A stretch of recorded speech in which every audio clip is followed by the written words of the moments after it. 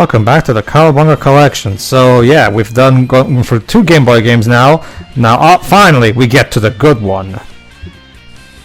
In fact, let's check its box. Not this one, not this one, not this one, not this one. Where's my box? It's not a Here it is.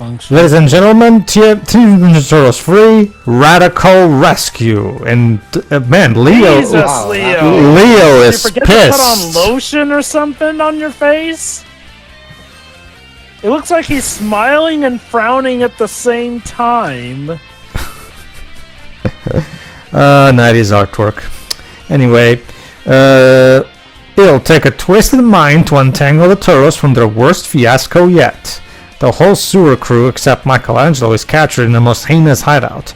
Who could be behind this travesty? Who else? Shredder has returned as Cyber Shredder, half man, half machine, and he's created this twisty-turny funhouse of total torture. Use Turtle strategy and all new moves to help Michelangelo rescue the gang from Cyber Shredder's fortress. The Turtles are sporting some radical new maneuvers, calling each unique skill to overcome specific obstacles. It helps to round up your scrambled cohorts in a certain order.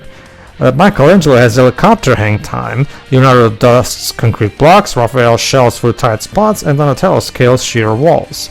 It feels like it should be Raph who scales walls, but whatever. Fight through 5 rescue adventures. You'll need keen turtle sense and all the pieces of power you can scarf up to make it past bats, goons, and hordes of robotic maniacs. Use the fortress map to navigate through places unseen and find invaluable items such as power-ups, ID cards, keys, and Shanghai shellbacks. Who's the boss, you ask? How about Scratch, Dirtbag, Triceratops, Scaletail, and of course Cyber Shredder, as turtle hungry as they get.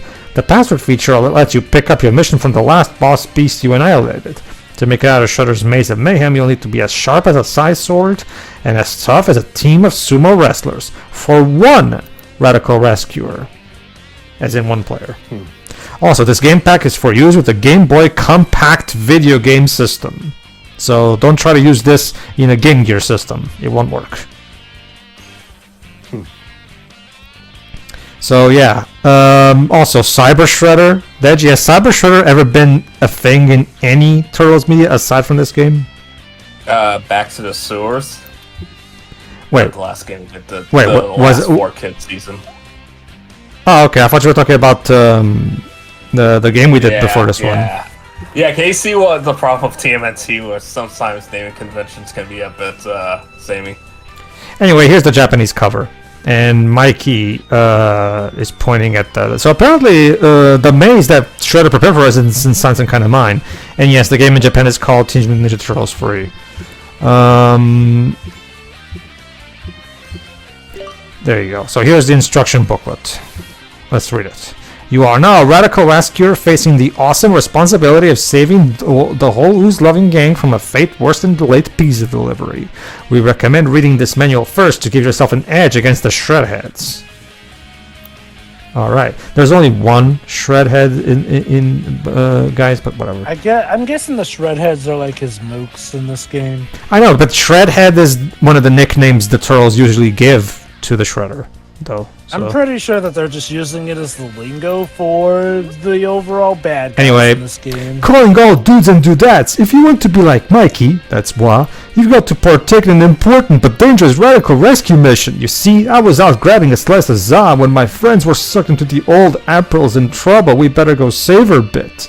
Now Splinter, Raph, Dawn, Leo, and April are all prisoners in a freaky fortress, so I'm the only one left who isn't becoming a wallflower in a mildew factory. But to make matters worse, Shredder has returned with a new look.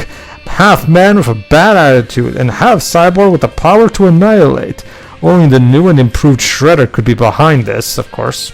So here's how you launch a Turtle Rescue mission. Insert your game pack into the Game Boy and turn on the power. There you go, Des. Now you know how to start the game.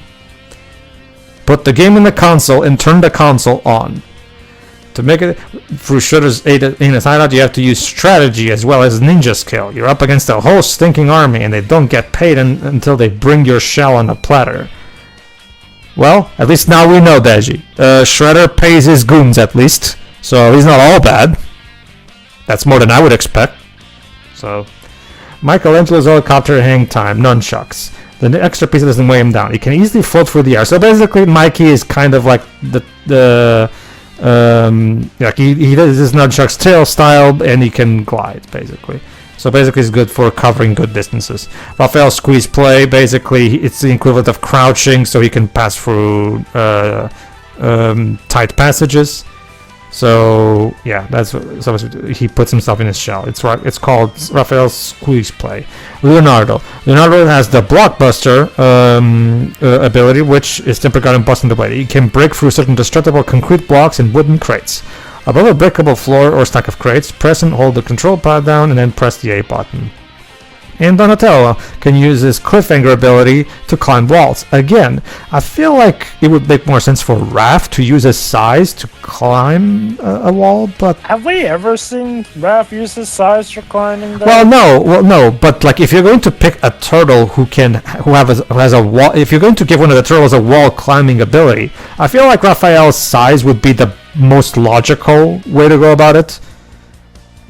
I don't know. Like, I mean, Raph's got the size, but I don't think he's like the most, how we say, savvy in regards to that sort of stuff. I mean, so I can see why they didn't give it to him. Like, I'd sooner see him affiliated with like something like being the most powerful one as opposed to being the obviously one who can climb. But that's the thing. Like, when it comes to we want to give one of the turtles a wall climbing ability. My first thought would not go immediately to Donnie. I can tell you that, because I'm not really seeing how Donnie would go about climbing a wall with his bow. I don't think they imply he climbs it with the bow going off of that picture. It looked like he more so does it with his hands overall. I guess. So that's the Cyber Shredder there. And we have the Konami America. Oh, there you go. As for the Japanese manual, of course, the artwork is much more akin to the 80s cartoon, which is weird considering, you'd think it would be the other way around considering how popular the 80s cartoon was in the West at the time. And yet for I was thinking it looked kind of like a manga take on it. I guess, sure. So yeah, you have all this stuff, and again, once again, the Japanese manual is far more colorful and far more attractive to the eye. Yeah, even has more illustrations than the Western manual. So, yeah. Although and look at that! April and Splinter get their own section in the Japanese manual. So there's that. Oh, and by the way, you can call all these telephone numbers that are no longer a thing. Alright, so let's start. Here it is. Teenage Mutant Ninja Turtles 3 Radical Rescue. We'll have the help map icons on, as well as the Game Boy Color mode on. So, there you go. Alright then, let's go. Well, first I have to show off, there you go, the Japanese version, Teenage Mutant Ninja Turtles 3. But we're not going to play that, we're going to play the American version. Alright, but before we start, let's look at the strategy guide. Teenage Mutant Ninja Turtles 3 Radical Rescue. Cyber Shredder has not only kidnapped April and Splinter, but also 3 of the 4 turtles. He's really getting good at this. Now it's up to Michelangelo to tackle this non-linear platform game for Game Boy. Rescue your bros and use their powers to finish the fight. It came out November 26 in 1993 in Japan, and the same month in the US. How come the US's release date is always incomplete in these strategy guides? Whatever. Turtle tip. Can you jam with the console cowboys in cyberspace? That's right, I'm talking about hacking. When you're entering your password, try changing the second to last character to H to max out your life bar, or change the last character to 2 for 2 continues. Note, this might not work on every password, dude. Hacking's an art, not a science. Well, actually, hacking is a science, actually, but whatever. Tip 2. When Dirtbag jumps into the air, he's about to come down with his pickaxe. He will always land in the same direction he was facing when he jumped, so use that to your advantage. The pickaxe shakes the ground, so be sure to be in the air when Dirtbag touches down. Alright, sounds simple. Tip 3. When Scratch starts swinging his ball and chain, it's about to throw them at you, but if you try to jump over, he might scratch you instead. Look alive. Tip 4. Radical Rescue is a tough game, and you'll need all the extra life you can get. 4 hearts are hidden throughout the map, and each one will give you 2 extra health. So basically this game has heart containers. Gotcha. Right after you rescue Leonardo, go one screen to the right and use Leo's blockbuster move to get through these blocks for your first heart. So basically, this strategy guide will actually tell you where all the 4 hidden hearts are located. So you can check there. It even shows you the map screen of the game, so you know exactly the specific spot where it is. But we'll go about it for now. And there's no rafts tips in this one. There you go, right here. So basically, if you even need some video assistance on these things, you can also press X to watch some nice video. Again, it's the equivalent of having YouTube right in front of you, so you can check some helpful videos to see how you do something that you can't figure out. Basically, another breakable floor. Go all the way to the left side. So basically, yeah, make sure to follow all these instructions to get your hearts. Basically, Deji, have you actually played this one? No, I have not. Well, if you ever get the Colorado collection, be sure to play it, because it's definitely the hidden gem of the collection. Anyway, here's the world map. Lost in Shredder's Devious Maze, here's the complete Radical Rescue map with all the points of interest. And hey, doesn't that look like a secret message in the upper right? Yeah. So yeah, just like they did for the first NES game, Digital Eclipse went out of their way to make a proper, complete map with all the points of interest, which is far more helpful than the actual in-game map. So make sure to make liberal use of it like I do, because it's very helpful. It's kind of like how you would, like the old Nintendo Power magazines back in the day would actually have maps of the original Metroid game. So, pretty cool. Alright. Let's take a look at the game itself then. Konami. Oh, no cool intro? Come on, guys. Oh well. So there you go. So yeah, like I've been hyping up, Radical Rescue is a Metroidvania turtle game. A year has passed since Shredder was defeated. So I guess this is basically a year after Back to the Sewers. While three of the turtles relax in their sewer retreat, a special bulletin from April O'Neil interrupts their favorite TV show.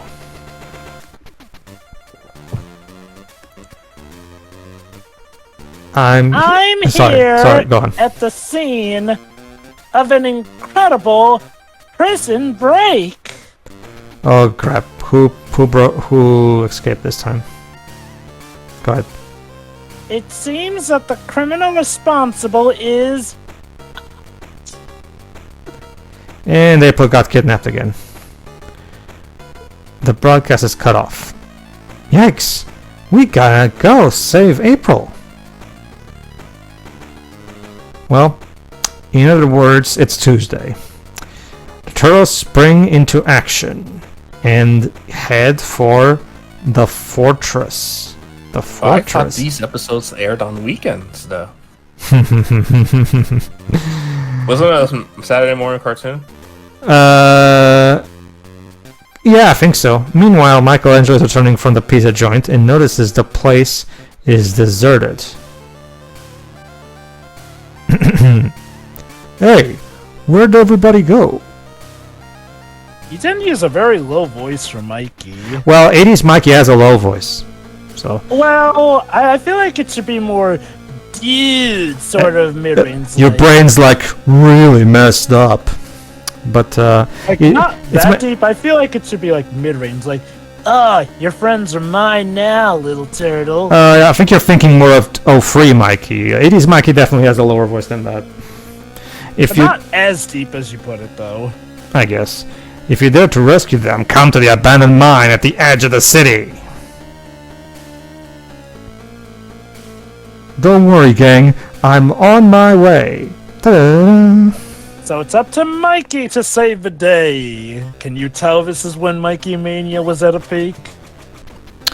Well, Deji was making a point in our previous run that apparently it's still kind of going on, apparently. So. Oh, I get why Mikey may be the most popular. Although I will say this, it's not as drastic as it was at a point. Like, Yeah, I can believe nowadays, that. it's a lot more equal still. Like, yeah, it's sort of a case like where, oh yeah, sure, he's technically the most popular one, but it's like they're all more on the level with each other than it was back Except in Donnie. the day. Donnie. Exactly. Oh, Donnie. Exactly. Oh, come on. I'd say Donnie has his fair share of fans. Yeah, yeah. Gareth is one of them. Well, yeah, I like Donnie.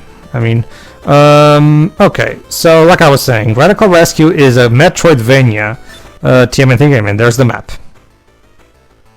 Basically, you can So, all I the. guess we will basically find all the turtles, you swap them on the fly as your power-ups and all that, yada yada yada. In this particular game, you don't have to rescue them again if they get captured, fortunately. You only rescue them once. So, again, that's why I guess that once you rescue them, essentially you can switch them on the Yes, fly. you can. And they all share the same life bar, unlike the NES game where they all each have their individual life bars.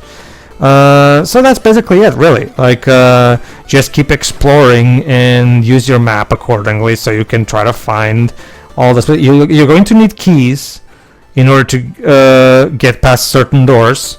So make sure to get any keys that you find, and keep exploring so your primary objective is to try to fight the bosses, because right behind each boss there's a door with one of the gang trapped, and you're going to need all of them saved in order to get back, because like the game has, like the manual put out, there you go, see, all the free turtles are yelling help in whatever cell they're being held as. What year did this game come out? Probably like I read it earlier, like 93, I think. I read it.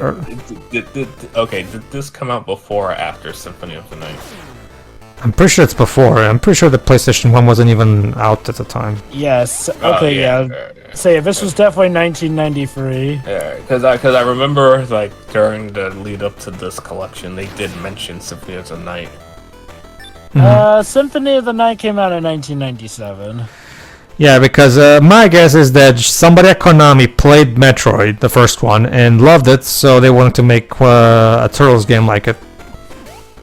It's funny because Konami would later go on to do even bigger and better Metroidvanias. Be funny if this was the game that got them saying, hey, you know, maybe Nintendo's onto something with Metroid.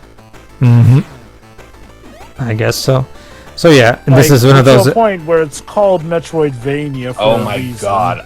Okay, so I had to clarify something, because that intro looks very familiar, and I'm like, oh, I did play this for 5 minutes because one of my brother's childhood friends had a bootleg Game Boy cartridge which had a whole bunch of games in it. A bunch of games in it, like Wario Land and a bunch of TMNT games. I remember playing the intro and just getting up to the beginning before switching it off. But this was like a very, very long time ago when he was back in high school. Well, there you go, Deji. Now thanks to the Kawabunga collection, you can finally finish this one. Yeah. So basically, that's and again, already like you can appreciate a lot more the fact that they definitely decided not to play it safe this time and just do yet another basic side scroller, and decided to try something different. And it really pays off because as a result, the game is a lot more interesting than the previous Game Boy games because there's a lot more to it.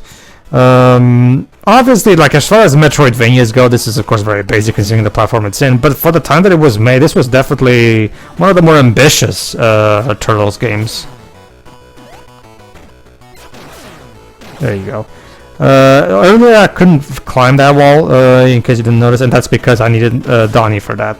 So you're going to, at first when you first start, you're going to run into some dead ends because you don't have the turtle with the correct ability yet. So basically just keep exploring. And you'll eventually be able to find the keys and be able to open the doors to the bosses, defeat the bosses, and rescue the other turtles. Very nice. Hey Dwibs, how you doing? So yeah. So for now, we're just playing as Mikey. But, and guess what? Thanks to the different abilities that the turtles have, unlike the previous Game Boy games, they actually differentiate the turtles in the gameplay. So that's nice. There you go. Fuck. Fucking bats. There you go.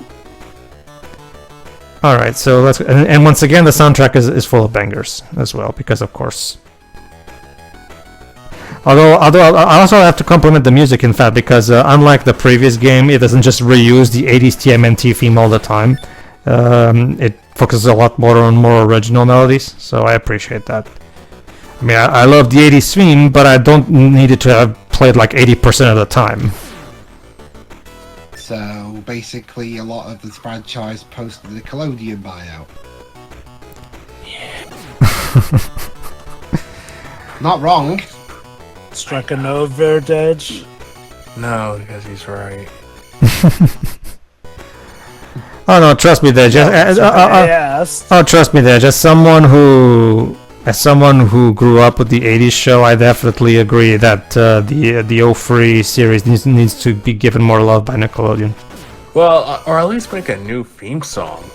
That's you're talking about themes. Oh, okay, okay. That's basically my issue with Power Rangers. Is like, it's usually the Mighty Morphin Power Rangers theme since the Neo Saban era. And even with the Hasbro thing, I think that's still a bit of a problem. Yeah, although the final season that came out was a completely original song, which I'm like, oh, thank God. Unfortunately, the song was bad, but baby steps. Baby steps, indeed. Yeah, maybe next time we'll get. Maybe next time we'll get a Power Rangers theme song on par with Disney era, like Speed Rescue, where it wasn't great, but it was doable. It's kind of a shame. Honestly, Zio's still my favorite theme-wise. That's actually kind of something that I've been regretting for years. The fact that catchy opening cartoon themes seem to be pretty much a dead art at this point. I wouldn't say they're a dead art. We're still getting some good ones, but they're kind of like DVD menus in that they are... I don't want to say a lost art, but they are in potential danger of becoming that. I would say that we still do get some pretty banger openings here and there, but there's not as much an emphasis on them as much as there used to be. Which in my opinion is a mistake, because I feel like a good opening theme is a great way to grab the audience right from the get-go. That it is.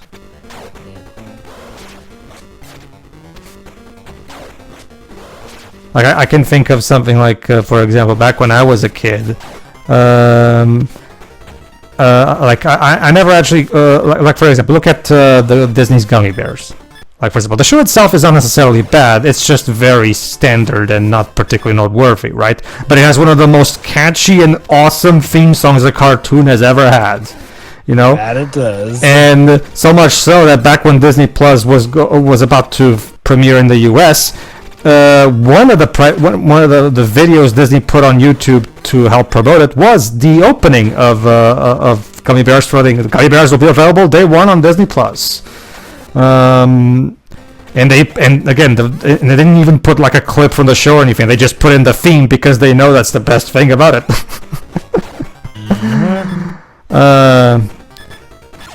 The DuckTales reboot had it, but it was a remix of the original theme, so you know they were kind of using pre-existing material with an original song. Alicia Keys sang a variation of that song during that episode of Jimmy Fallon.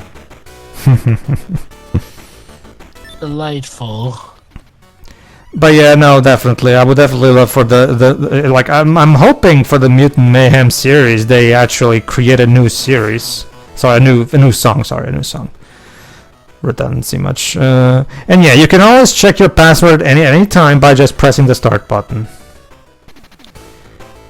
The start, like the manual said, when you do use a password, you will start from whatever last boss you defeated. So it's not the best method.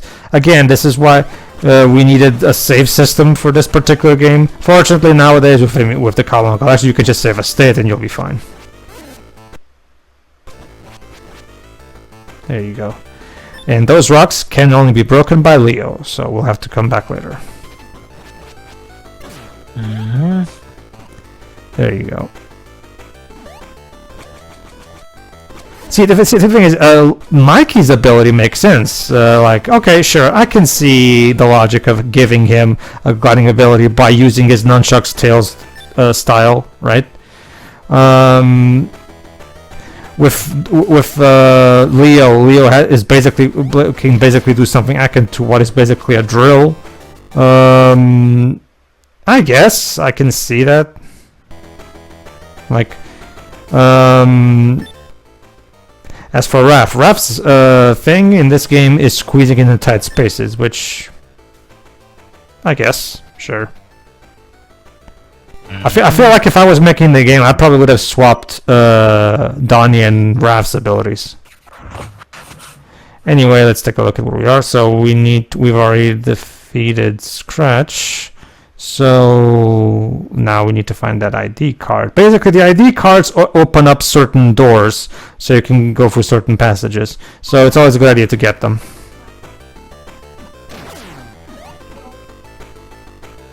Yeah, this unlike the previous Game Boy games, this one is 5 parts long because, as you can imagine, this game actually has a lot more meat on its bones. In fact, there's going to be a lot of time, much like we did in our NES TMNT 1 run, where I'm going to be checking the map a lot because the map is incredibly helpful in finding all this stuff. Have you guys ever played the original Metroid for the NES? Nope. I tried, but I suck at it. I played Zero Mission. Sure. That's the best way to go about it anyway.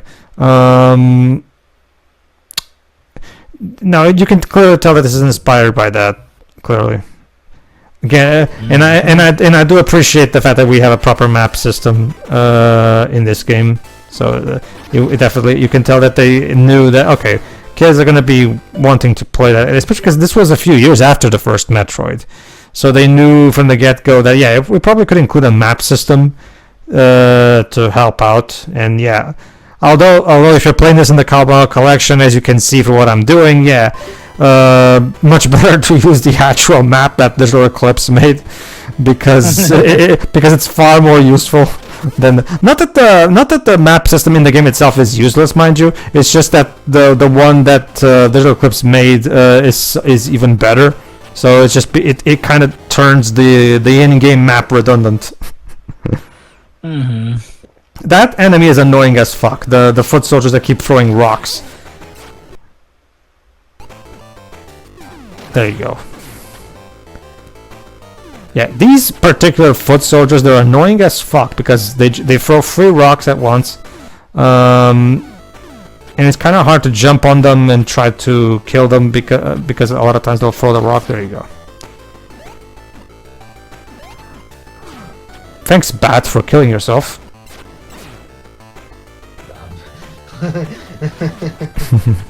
Well, the bat literally, see? The bats are literally running into the wall on their own, so... Yeah, you can hit the rocks themselves. Yeah, see, you start to see what I mean? How these enemies can get really annoying. Like, it's practically impossible to be able to squeeze in through that guy or even kill it without getting hit in return. There you go. This one is easy. This one is fairly easy because you have a much better positioning. But that previous one, that one is annoying as fuck. Ah, fucking bats. Fuck. I was hoping crouching would be enough, but I guess not. Wow, I didn't know. So which of the turtles has the canon ability to rewind time? All of them, thanks to the Carbon. Have you ever played? I think. Didn't the comics actually give Mikey a time ability, Didge? What, in Fast I Forward? think you're thinking of the Rise movie. Oh, okay. Maybe it was the Rise movie that gave him that. Remember, Yeah, no. Pedro Like, when he sent Casey Jones back in time. Yeah. seriously, everyone gets quite buffed in Rise power set was. Quick, Casey, find Leo, because he's the key to all this. Am I too soon? Anyway. Man, Rise still is an interesting story. Like, it went from being maybe overhated, though again, I honestly think people. And now are in it's their over love. rights. It's like, no, you didn't give it a chance. You're the reason why it died. We are, not Nickelodeon. I'm sorry, Sam. Yeah. A bunch of people online are the reasons why a show targeted towards kids, and the main demographic being kids, didn't succeed. Like, It totally doesn't have to do with Nickelodeon releasing the show immediately after the 2012 show ended and not giving it enough time to breathe. and I'm sorry. I have a similar mentality with it as I do with people who go, "Oh, you were too harsh on Teen Titans Go before it got good." It's like, my dudes, actually remember the context. Like, people wanted Teen Titans Season 6. They blatantly did not give them Teen Titans Season 6. And Teen Also, Titans Young Go... Justice was canceled. So, Yes. So this and Beware the Batman and being the replacement for Young Justice and Green Lantern didn't do it any favors. And I will hold that maybe there were some good episodes, but you know, before the movie, the show was really rancid, especially with it trying to put the critics in their places with episodes like The Return of Slade, which was legit god-awful. Like, yeah, it's gotten better and it has some legit good bops, but even with it being quote-unquote good, it still feels like I have to wade through a pile of crap to get to the good bits, which is honestly more frustrating than it being completely bad, because, hey, when you tease me with some good stuff, then I actually have to search through all the bad stuff. Yeah. I'd say the first season is fine. Question. But it's like when they started becoming self-aware that people hated it, it's like, nah, don't do this, man. I guess I'll give them credit. They did not go to the absolute base of links that Thundercats Roar did. Legit Yeah, calling they did. anybody. So we're Control Freak told them about the original series. Mhm. That no, I'm talking about Thundercats Roar legit saying that anyone who didn't like it is a poopy mouth with poopy opinions. But back Which to was this. a Teen Titans crossover. Go figure. Question, Dibs. Have you played the first Mega Man Legacy Collection? I think so. Although I'm one of those weirdos. I got this. In terms of classic series Mega Man, I got the Legacy Collection 2, Volume 2 first before Volume 1. Sure. That's not really relevant to my question anyway. But I think I did get it later on to just round off the Sure. collection. Because the first Legacy Collection is the only one that has a rewind, so you can on the first 6 Mega Man games. You can again. It's also, remember, the first Legacy Collection was also made by Digital Eclipse, so you can so Mega Man can also rewind time in that collection. Oh my god! I wish X7 had that in the Legacy Collection for that.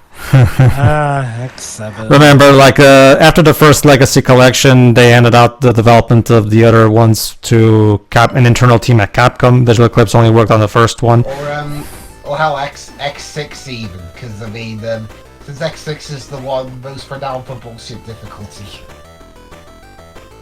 Like, I can definitely understand. X6 over X7, but I totally get where you're coming from. I feel like But they Pedro, could have. what was? Go on. I was gonna ask, like, so what's the basis of the question you're asking in regards to this game? Well, because Dwiz was asking about, wow, the turtles can rewind time whenever I'm using the rewind ability in this collection. So, I mean, at this point, rewind functions are like, you know, the basics for like these old-timey collections. tell that to Capcom, because when Digital Eclipse stopped making that, they definitely didn't put in anyone in Mega Man X Legacy Collection 1, even though they totally could. Capcom can be weird with their decisions. Very weird. Yeah, no use kidding. the key! No! I need to use the key Alright, on the keyboard? Dej. Thanks, Which dude. one? That's Leo. Let's go find Raph and Donnie and bust them out. Very good. Oh, it's Splinter 2, I guess. That's April, the one who we came to rescue in the first place. So there you go. We saved Leo. But hey, what about April, man? April we'll rescue her later. She can wait. This is like the usual for her. So right after you rescue Leonard, go on. Okay, sure. So yeah, like the strategy guide says, after you rescue Leonard, go one screen to the right, and you'll find yourself your first heart. There you go. And it should be in here. There you go. So these are that's the basic idea. Leo's blockbuster ability can break blocks. So let's switch to him.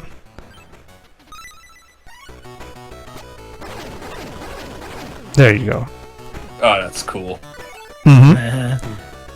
So there you go. That will be Leo's ability. Forgot the remainder of the game. So if you find any suspicious looking blocks, it's most likely you can use the blockbuster ability to go through them. Alright everybody, in the next part we continue to try to find our bros. Oh, and if we have time, we probably should also rescue Splinter and April. So... and let's just hope that Leo's blockbuster won't go out of business. See ya. See ya.